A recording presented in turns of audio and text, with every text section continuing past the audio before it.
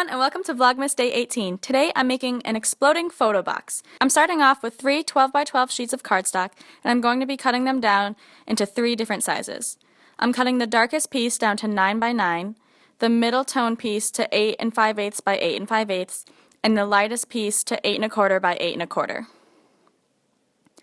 I'm now using my Martha Stewart scoreboard to score the largest piece 3 inches in from each side, the middle piece 2 7/8 inches in from each side, and the smallest piece 2 3/4 in from each side.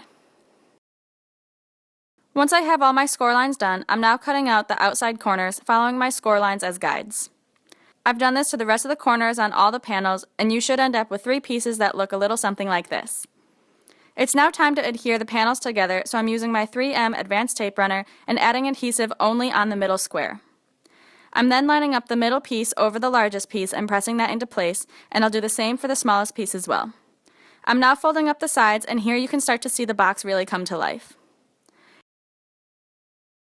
It's now time to work on the lid. You could use a matching piece to the box and cut it to 6 1/4 by 6 1/4, but I decided to use a piece from my holiday 6x6 pack, and so I'm adjusting my measurements slightly. I'm placing my paper at the 1/4 inch mark on my scoring board and scoring 1 1/2 inch in from the side, and I'll do this for each of the sides. Once those are all done, I'm flipping my panel over and making a score line down the center of the outside square.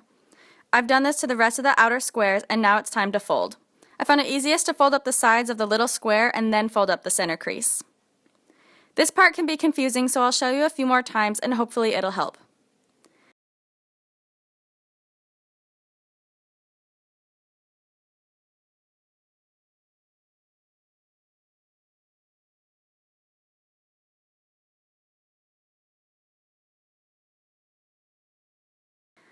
Now that the creases are all made, it's time to adhere it together. I'm going around with my 3M advanced tape runner and covering the entire left triangle bit of the square with adhesive. You want to be sure to use a strong adhesive so that it'll be sure to stay in place. If you use a liquid adhesive, I recommend using paper clips to hold them in place while it dries. I'm now folding up the sides and pressing that into place. I'm also adding adhesive onto the back side, again applying a generous amount, and then I'll go ahead and close that into place. I'll do this for the rest of the corners, and that will finish up the lid.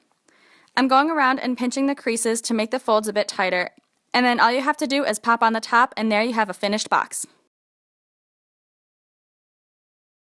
It's now time to decorate, and I want to use this linear stamp sentiment and put the Merry above the Christmas, so I'm lining up the Christmas part of the sentiment in my MISTI, and I'm masking off the part I don't want stamped. I'm inking up the sentiment, and then I'll stamp that into place. I've done the same thing for the Merry part of the sentiment, and now I'm using my micron marker to go over the sentiment to make it a bit bolder since the stamp couldn't stamp all the way due to the texture of the paper. And once that's done, I have a nice bold sentiment.